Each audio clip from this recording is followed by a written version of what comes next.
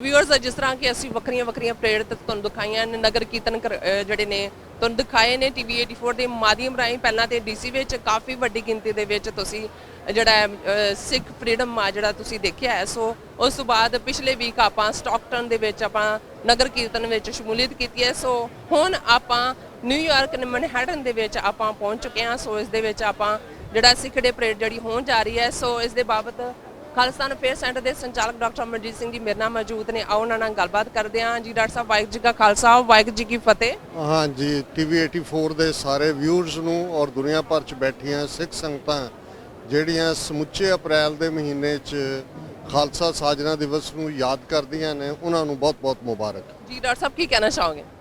ਦੇਖੋ, New York America ਦੀ ਹੀ commercial ਹੱਬ ਨਹੀਂ ਹੈ, ਦੁਨੀਆ ਦੀ ਕਮਰਸ਼ੀਅਲ ਕੈਪੀਟਲ ਹੈ।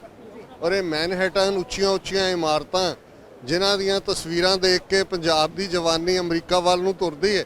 ਔਰ ਸਿੱਖ ਨੁਕਤਾ ਨਿਗਾਹ ਤੋਂ ਜਿਵੇਂ ਮੈਂ ਰਿਪੀਟਡਲੀ ਕਹਿੰਦਾ ਵੀ ਜੇ ਅਸੀਂ ਕਹਿਣਾ ਹੋਏ ਵੀ ਐਕਸਕਲੂਸਿਵ ਖਾਲਿਸਤਾਨ ਡੇ ਪੈਰੇਡ ਦੀ ਸ਼ੁਰੂਆਤ ਇਸ ਸ਼ਹਿਰ ਤੋਂ ਹੋਈ, ਕਿਉਂਕਿ ਜੂਨ 84 ਦੇ ਘੱਲੂਘਾਰੇ ਤੋਂ ਬਾਅਦ ਸਿੱਖਾਂ ਨੇ ਮਹਿਸੂਸ ਕੀਤਾ ਕਿ ਭਾਰਤੀ ਹਕੂਮਤ ਨਾਲ ਸਾਡਾ ਕੋਈ ਸਬੰਧ ਨਹੀਂ ਹੈ। ਔਰ 15 ਅਗਸਤ ਦੀ ਪੈਰੇਡ ਜਿਹੜੀ 84 ਚ ਇੱਕਦਮ ਬਾਅਦ ਆਈ, ਉਸ ਨੂੰ ਸਿੱਖਾਂ ਨੇ ਡਿਸਰਪਟ ਕੀਤਾ। ਔਰ ਉਸ ਤੋਂ ਬਾਅਦ ਉਹਨਾਂ ਨੇ ਇਸ ਗੱਲ ਦਾ ਫੈਸਲਾ ਕੀਤਾ ਕਿ ਅਸੀਂ ਆਪਣਾ ਨਗਰ ਕੀਰਤਨ, ਆਪਣੀ ਖਾਲਿਸਤਾਨ ਡੇ ਪੈਰੇਡ ਕੱਢਾਂਗੇ। ਔਰ ਇਹ ਅੱਜ ਜਦੋਂ ਅਸੀਂ 34ਵੀਂ ਇਸ ਸਿੱਖ ਡੇ ਪੈਰੇਡ ਦਾ ਜ਼ਿਕਰ ਕਰ ਰਹੇ ਤੇ ਇਹ ਆਪਣੇ ਆਪ ਦੇ ਵਿੱਚ ਵੈਸਟ ਕੋਸਟ ਦੇ ਵਿੱਚ ਯੂਬਾ ਸਿਟੀ ਨਵੰਬਰ ਦੇ ਪਹਿਲੇ ਹਫਤੇ ਸਭ ਤੋਂ ਵੱਡਾ ਇਕੱਠ ਹੁੰਦਾ ਹੈ। ਔਰ ਨਿਊਯਾਰਕ ਦੇ ਵਿੱਚ ਅੱਜ ਅਸੀਂ ਦੇਖ ਰਹੇ ਹਾਂ ਕਿ ਅਜੇ ਪੈਰੇਡ ਦੀ ਸ਼ੁਰੂਆਤ ਨਹੀਂ ਹੋਈ, ਮਹਾਰਾਜ ਦੀ ਸਵਾਰੀ ਵੀ ਨਹੀਂ ਆਈ, ਲੇਕਿਨ ਹਜ਼ਾਰਾਂ ਦੀ ਗਿਣਤੀ ਸਿੱਖ ਸੰਗਤਾਂ ਔਰ ਅੱਡ ਫਲੋਟ ਜਿਨ੍ਹਾਂ ਦੇ ਵਿੱਚ ਢੱਠਾ, ਅਕਾਲ ਤਖਤ, ਹਰਮੰਦਰ ਸਾਹਿਬ। ਔਰ ਇਸ ਵਾਰ ਦੀ ਪੈਰੇਡ ਬੰਦੀ ਸਿੰਘਾਂ ਦੀ ਰਿਹਾਈ ਦੇ ਥੀਮ ਨੂੰ ਸਮਰਪਿਤ ਹੈ।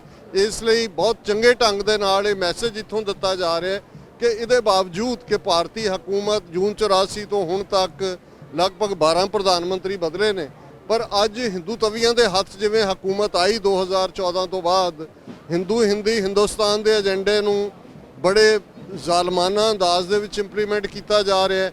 ਔਰ ਕੈਰਟ ਐਂਡ ਸਟਿਕ ਦੋਨੋਂ ਪਾਲਿਸੀਜ਼ ਚੱਲ ਰਹੀਆਂ। ਅਸੀਂ ਦੇਖਿਆ ਕਿ ਗੁਰੂ ਤੇਗ ਬਹਾਦਰ ਸਾਹਿਬ ਦੇ 400 ਸਾਲਾ ਪ੍ਰਕਾਸ਼ ਪੁਰਬ ਨੂੰ ਸਮਰਪਿਤ ਲਾਲ ਕਿਲੇ ਦੇ ਸਮਾਗਮ ਨੂੰ ਕਿਵੇਂ ਸਟਲ ਤਰੀਕੇ ਦੇ ਨਾਲ ਵੀ ਔਰ ਓਪਨ ਤਰੀਕੇ ਦੇ ਨਾਲ ਵੀ ਮੋਦੀ ਔਰ ਅਮਿਤ ਸ਼ਾਹ ਨੇ ਕਿਵੇਂ ਸਿੱਖਾਂ ਨੂੰ ਜਿਹੜਾ ਉਹ ਇੱਕ ਉਹੀ ਮਰਸਨਰੀ ਕਰੈਕਟਰ ਜਿਹੜਾ ਕਦੇ ਅੰਗਰੇਜ਼ਾਂ ਨੇ ਬਣਾ ਕੇ ਵਰਤਿਆ ਸੀ ਉਵੇਂ ਉਹ ਵਰਤਣਾ ਚਾਹੁੰਦੇ ਨੇ।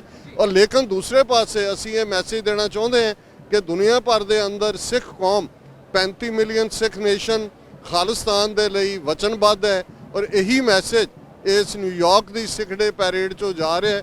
ਔਰ ਮੈਂ ਜਿੱਥੇ ਅਸੀਂ ਆਪਣੇ ਵਤਨ ਦੇ ਵਿੱਚ ਬੈਠੇ ਆਪਣੇ ਲੋਕਾਂ ਦੀ ਸਫਰਿੰਗ ਨੂੰ ਸਮਝਦੇ ਹਾਂ, ਪੰਜਾਬ ਦੇ ਅੰਦਰ ਜਿਹੜਾ ਸਿਆਸੀ ਤਜਰਬਾ ਇੱਕ ਨਵਾਂ ਆਮ ਆਦਮੀ ਪਾਰਟੀ ਦੇ ਰਾਹੀਂ ਕੀਤਾ ਗਿਆ, ਉਹਦੇ ਤੋਂ ਵੀ ਇੱਕ ਫਰਸਟ੍ਰੇਸ਼ਨ ਹੈ।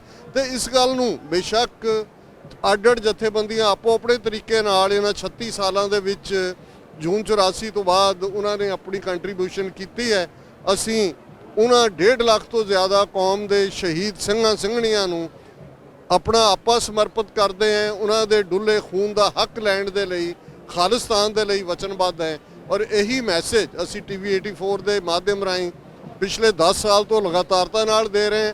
ਔਰ ਅੱਜ ਵੀ ਦੁਨੀਆ ਭਰ ਦੇ ਅੰਦਰ ਜਿਵੇਂ ਤੁਸੀਂ ਦੱਸਿਆ ਕਿ ਵਾਸ਼ਿੰਗਟਨ DC 'ਚ ਇਸ ਵਾਰ ਖਾਲਸਾ ਸਾਜਨਾ ਦਿਵਸ ਦਾ 14 ਅਪ੍ਰੈਲ ਦਾ ਦਿਨ ਨੈਸ਼ਨਲ ਸਿੱਖ ਡੇ ਵਜੋਂ ਰੈਕਗਨਾਈਜ਼ ਹੋਇਆ। ਬੜੀ ਜ਼ੋਰਦਾਰ 5ਵੀਂ ਪੈਰੇਡ ਹੋਈ। ਸਟਾਕਟਨ ਜਿੱਥੇ ਅਸੀਂ ਪਿਛਲੇ ਹਫਤੇ ਸੀ, ਬੜੀ ਜ਼ਬਰਦਸਤ ਗੈਦਰਿੰਗ ਸੀ। ਔਰ 2 ਸਾਲ ਦੇ ਕੋਵਿਡ ਦੇ ਇਸ ਗੈਪ ਤੋਂ ਬਾਅਦ ਇਹ ਪੈਰੇਡ ਹੋ ਰਹੀ ਹੈ। ਸਮੁੱਚਾ ਆਸਮਾਨ ਬੜਾ ਸਾਫ਼ ਹੈ, ਸੋਹਣਾ ਦਿਨ ਚੜ੍ਹਿਆ ਹੋਇਆ ਹੈ। ਔਰ ਰੰਗ ਬਿਰੰਗੇ ਔਰ ਖਾਸ ਤੌਰ 'ਤੇ ਖਾਲਿਸਤਾਨੀ ਪਹਿਰਾਵੇ, ਉਹ ਕੇਸਰੀ ਦਸਤਾਰਾਂ ਹੋਣ, ਕੇਸਰੀ ਚੁੰਨੀਆਂ ਹੋਣ, ਉਹਨਾਂ ਨੇ ਇੱਕ ਰੰਗ ਬੰਨ੍ਹਿਆ ਹੋਇਆ।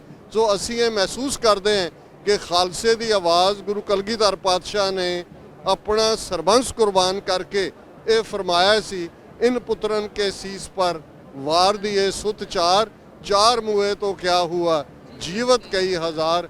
ਅੱਜ ਜਾਪਾਨ ਜਿੱਥੇ ਸੂਰਜ ਚੜ੍ਹਦਾ ਹੈ ਤੇ ਵੈਨਕੂਵਰ ਜਿੱਥੇ ਸੂਰਜ ਡੁੱਬਦਾ ਹੈ, ਇਸ ਪਲੈਨਟ ਦੇ ਈਸਟ ਤੋਂ ਵੈਸਟ ਤੱਕ ਖਾਲਸੇ ਦੇ ਨਿਸ਼ਾਨ ਝੂਲ ਰਹੇ ਨੇ। ਖਾਲਸੇ ਦੇ ਜੈਕਾਰੇ, ਨਗਾਰੇ ਔਰ ਚਾਰ ਚਫੇਰੇ ਫਿਜ਼ਾ ਦੇ ਅੰਦਰ ਉਹ ਐਂਥੂਜ਼ੀਆਜ਼ਮ ਹੈ ਕਿ ਅਲਟੀਮੇਟਲੀ ਸਿੱਖ ਕੌਮ ਨੇ ਦਰਿਆਏ ਜਮਨਾ ਤੋਂ ਵਾਘਾ ਤੱਕ independent sovereign nation Khalistan liberate ਕਰਵਾਉਣਾ ਹੈ।